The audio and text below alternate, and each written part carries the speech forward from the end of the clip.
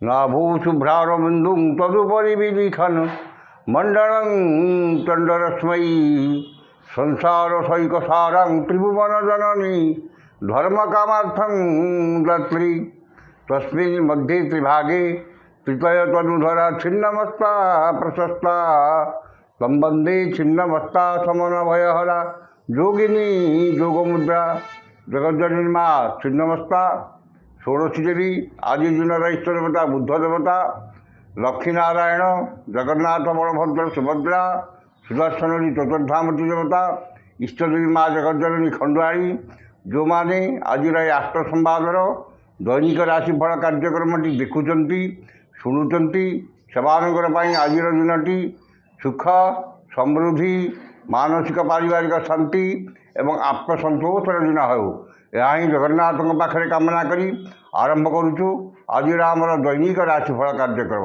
जय जगन्नाथ। आज नवेम्बर मास 13 तारिख 2024 मसीहा तुला 28 दिन कार्तिक मास शुक्लपक्ष द्वादशी बुधवार द्वादशी तिथि अपराह्न 1:02 पर्यंत रही त्रयोदशी तिथि भोग हो। आज राशि नक्षत्र रेवती मीन रेवती नक्षत्र रात्रि 3:11 पर्यंत रही अश्विनी नक्षत्र भोग हो। चंद्र मीन राशि रात्रि 3:11 पर्यंत अवस्थान करेंगे मेष को संचार करेंगे। द्वादशी तिथि 1:02 पर्यंत रोकवा हेतु से समय पर्यंत पोई खाइबा मना खाइले ब्रह्महत्या समपाप एवं यहाँ त्रयोदशी तिथि भोग हो बैगण खाइबा मना खाइले पुत्र हानि। ये आज पंजिका वर्तमान जाणीनवा केमी कटिब 12टी राशि व्यक्ति मानकर आज दिन। प्रथम राशि मेष राशि। मेष राशि द्वादश चंद्र जो अरथा खर्च बद खर्च और परिवार खर्च भार वृद्धि पाइब। खर्च भार में अतिष्ठ हो ऋण कर ठीक समय ठीक निष्पत्ति नेबारे असमर्थ हेबे एवं निश्चितता को परित्याग करी अनिश्चितता पछरे पश्चाधावन करेंगे। मन अस्थिर विषादग्रस्त चापग्रस्त एवं शारीरिक पीड़ा भोगे। वाणिज्य व्यवसाय परिवहन में आय तुलन व्यय अधिक हेब। कर्म विफलता एवं समस्त कर्म अदथा विलंब देखा जो मानकर कृतिका मेष से सतर्कता अवलंबन करेंगे। शुभ रंग लाल संख्या 6 आराधना प्रभु हनुमान। वृष राशि एकादश चंद्र बुधवार बुधर नक्षत्र भोग होतु असंभव को संभव कर समर्थ हे। समस्त आशा आकांक्षा अभिलाष पूर्ण एवं समस्त इच्छित पदार्थ हाथ पांतर उपलब्ध हो। विदेश यात्रा नूतन व्यवसाय आरंभ नूतन कर्म आरंभ ये सबूर सुजोग जुटब। वाणिज्य व्यवसाय परिवहन में आय अति उत्तम हो नूतन व्यवसाय चुक्तिबद्ध हे। कर्म आशा ठार अधिक सफलता एवं कर्मस्थान समस्त सुविधा सुजोग हासिल करेंगे। नूतन भूमि पूजा गृह प्रतिष्ठा गृहारंभ एवं भूमि क्रय कर किंबा कौन शुभ कर्म जोग दे पारती। जो मानकर रोहिणी वृष से उपकृत हे। शुभ रंग नील संख्या 4 आराधना माँ त्रिपुर सुंदरी। मिथुन राशि दशम चंद्र बुधवार और बुधंग नक्षत्र भोग होतु आज जेकोसी कर्म आरंभ करेंगे से 100% सफलता पाइबे। मन में सत्चिंता सद्भावना प्रकाश पाइब एवं सत्कर्म अधिक आग्रह रहिबो। नूतन भूमि पूजा गृह प्रतिष्ठा गृहारंभ भूमि क्रय आदि कर्म करि कर्म प्रति एकाग्रता आंतरिकता अधिक रहिबो समस्त कर्म आशा ठार अधिक सफलता पाइब। वाणिज्य व्यवसाय और परिवहन में आय जहाँ हेले मन में आत्मसंतोष और आत्मतृप्ति रहिबो। जो मानकर आद्रा मिथुन से उपकृत हे। शुभ रंग सबुज संख्या 8 आराधना माँ त्रिपुर सुंदरी।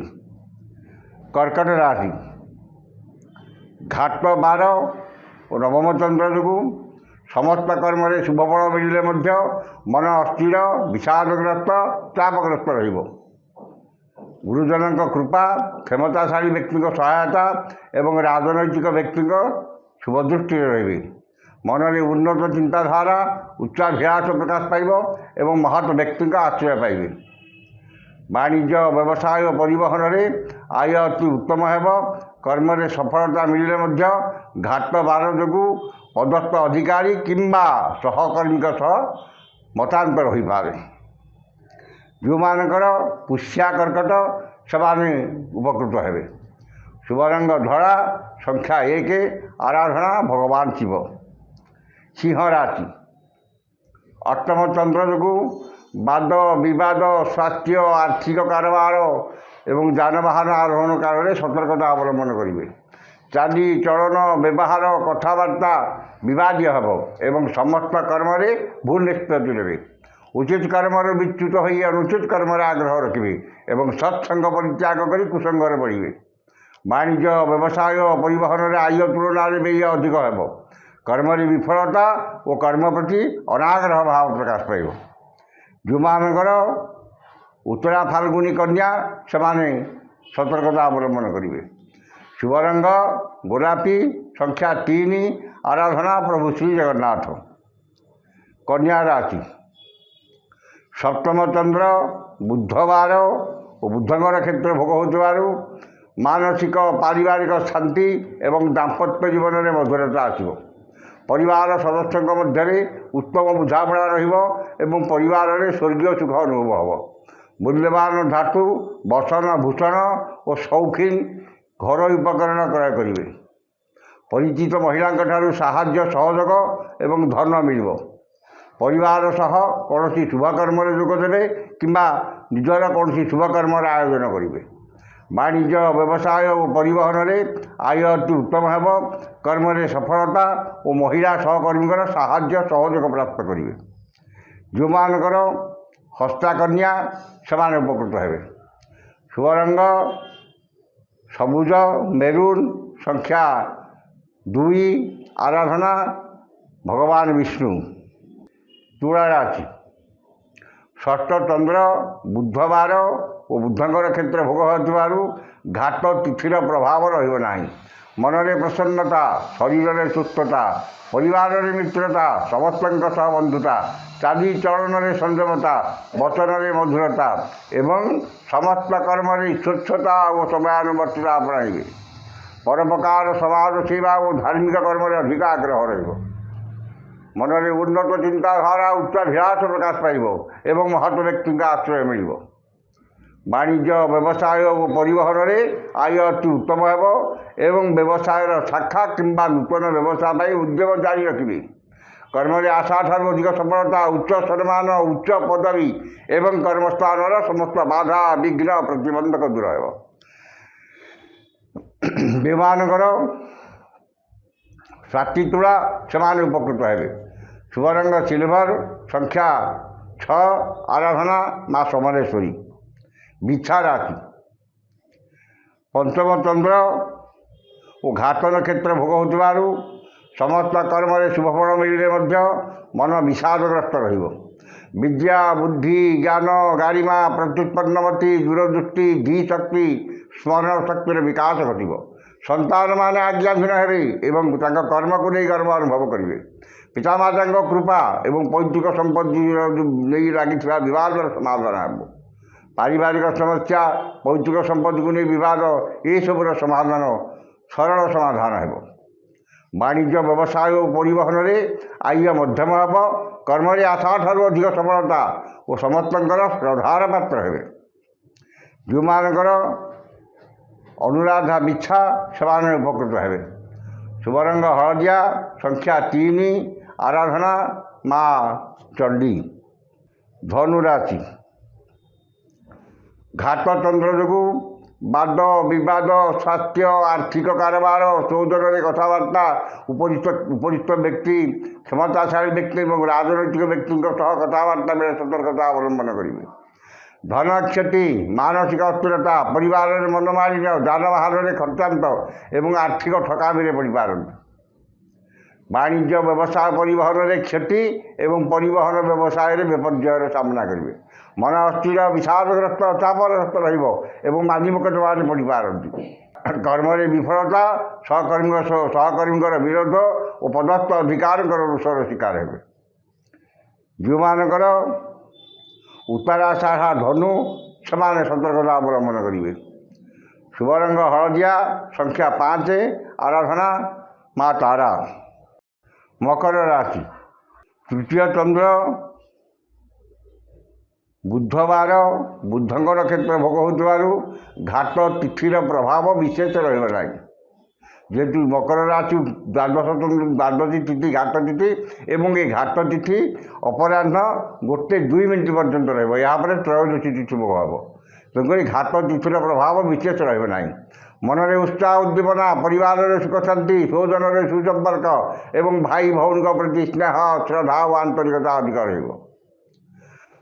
ସୁଖବର ସୁସମ୍ବାଦ ମିଳିବ ଏବଂ ସମସ୍ତ କର୍ମରେ ସୁଚିନ୍ତିତ ପଦକ୍ଷେପ ନେବେ। ମନରେ ଦୃଢ଼ ଆତ୍ମବିଶ୍ୱାସ ମନୋବଳ ବୃଦ୍ଧି ପାଇବ। ବାଣିଜ୍ୟ ବ୍ୟବସାୟ ଓ ପରିବହନରେ ଆୟ ଅତି ଉତ୍ତମ ହେବ। କର୍ମରେ ଆଶାଠାରୁ ଅଧିକ ସଫଳତା ଏବଂ ସମସ୍ତ କର୍ମରେ ଆପଣଙ୍କର କର୍ମତତ୍ପରତା, କର୍ମକୁଶଳତା, କାର୍ଯ୍ୟଦକ୍ଷତା ଓ ସମୟାନୁବର୍ତ୍ତିତା ପ୍ରକାଶ ପାଇବ। ଯେଉଁମାନଙ୍କର ଶ୍ରବଣ ମକର ସେମାନେ ସୁଫଳ ପାଇବେ। ଶୁଭ ରଙ୍ଗ କଳା, ସଂଖ୍ୟା 6, ଆରାଧନା ଜଗଜ୍ଜନନୀ ମା କାଳୀ। କୁମ୍ଭ ରାଶି, ଦ୍ୱିତୀୟ ଚନ୍ଦ୍ର ଯୋଗୁଁ ଧନ ସମ୍ପଦ ପ୍ରାଚୁର୍ଯ୍ୟ ପ୍ରତିପତ୍ତି ବୃଦ୍ଧି ପାଇବ। ଆକସ୍ମିକ ଧନ ଲାଭ, କୌଣସି ବିଶେଷ ସୂତ୍ରରେ ଧନ ପ୍ରାପ୍ତି ଏବଂ ଆୟର ନୂତନ ମାର୍ଗ ଖୋଲିବ। ଧନ ଓ ଆୟ ଯେତେ ଅଧିକ ମିଳିଲେ ମଧ୍ୟ ମନରେ ଆତ୍ମସନ୍ତୋଷ ମିଳିବ ନାହିଁ। ବାଣିଜ୍ୟ ବ୍ୟବସାୟ ଓ ପରିବହନରେ ଆୟ ଅତି ଉତ୍ତମ ହେବ ଏବଂ ଆୟର କିଛି ଅଂଶ ସଞ୍ଚୟରେ ବିନିଯୋଗ କରିବେ। କର୍ମରେ ଆଶାଠାରୁ ଅଧିକ ସଫଳତା ଏବଂ ସମସ୍ତ କର୍ମରେ ଆପଣଙ୍କର କାର୍ଯ୍ୟଦକ୍ଷତା ପ୍ରକାଶ ପାଇବ।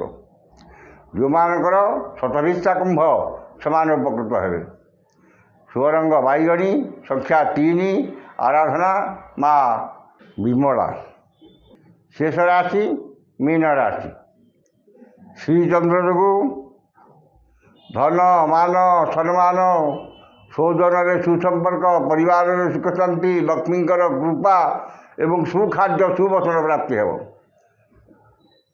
ନୂତନ ଭୂମି ପୂଜା, ଗୃହ ପ୍ରତିଷ୍ଠା, ଗୃହାରମ୍ଭ ଆଦି ଶୁଭକର୍ମର ଆୟୋଜନ କରିପାରନ୍ତି କିମ୍ବା ପରିବାର ସହ କୌଣସି ଶୁଭକର୍ମରେ ଯୋଗ ଦେଇପାରନ୍ତି। ଆମୋଦ ପ୍ରମୋଦ ମଉଜ ମଜଲିସରେ ଅଧିକ ଆଗ୍ରହ ରହିବ ଏବଂ ପରିବାର ମଧ୍ୟ ଅଧିକ ଯତ୍ନଶୀଳ ହେବେ। ବାଣିଜ୍ୟ ବ୍ୟବସାୟ ପରିବହନରେ ଆୟ ଯାହା ହେଲେ ମଧ୍ୟ ମନରେ ଆତ୍ମସନ୍ତୋଷ ଏବଂ ଆତ୍ମତୃପ୍ତି ରହିବ। କର୍ମରେ ସ୍ୱଳ୍ପ ପରିଶ୍ରମରେ ଅଧିକ ସଫଳତା ଏବଂ ସମସ୍ତଙ୍କର ଶ୍ରଦ୍ଧାର ପାତ୍ର ହେବେ। ଯେଉଁମାନଙ୍କର ଉତ୍ତର ଭାଦ୍ର ମୀନ ସେମାନେ ଉପକୃତ ହେବେ। ଶୁଭ ରଙ୍ଗ ଗୋଲାପୀ, ସଂଖ୍ୟା 7, ଆରାଧନା ମା ଧୂମାବତୀ। ଏହି ଥିଲା 12ଟି ରାଶିର ଦୈନିକ ରାଶିଫଳ। ସମସ୍ତ ରାଶିର ବ୍ୟକ୍ତିମାନେ ଦିନଟି ଶୁଭ ହେବା ପାଇଁ ଉକ୍ତ ମନ୍ତ୍ରଟି, ଆମେ ଯେଉଁ ମନ୍ତ୍ରଟି କହୁଛୁ ସେ ମନ୍ତ୍ରଟିକୁ ଉଚ୍ଚାରି କରି ପାଠ କରନ୍ତୁ। ନିଶ୍ଚିତ ଭାବରେ ଦିନଟି ଆପଣଙ୍କର ଅତ୍ୟଧିକ ମଙ୍ଗଳମୟ ହେବ। ଓଁ ଶ୍ରୀ ବୁଦ୍ଧ ମହାମନ୍ତ୍ରସ୍ୟ କାତ୍ୟାୟନ ଋଷି ଅନୁଷ୍ଠୁପ ଛନ୍ଦଃ ଅଦ୍ୟ ଦିବସାଧିପତି ବୁଦ୍ଧ ଦେବତା ସୁପ୍ରୀତୟେ। ବୁଦ୍ଧ ଦେବତା ମନ୍ତ୍ର 178 ସଂଖ୍ୟକ ମନ୍ତ୍ର ଜପେ ବିନିଯୋଗ। ଏ ମନ୍ତ୍ରଟିକି ଥରେ ପଢ଼ିବେ, এই ଉଚ୍ଚାରିଟିକି, ଏବଂ ତଳ ମନ୍ତ୍ରଟି ହେଲା ଐଂ ଶ୍ରୀଂ ଶ୍ରୀଂ ବୁଦ୍ଧାୟ ନମଃ। এই ମନ୍ତ୍ରଟିକି ସକାଳ 108 ଏବଂ ସନ୍ଧ୍ୟାରେ 108 ପାଠ କରନ୍ତୁ।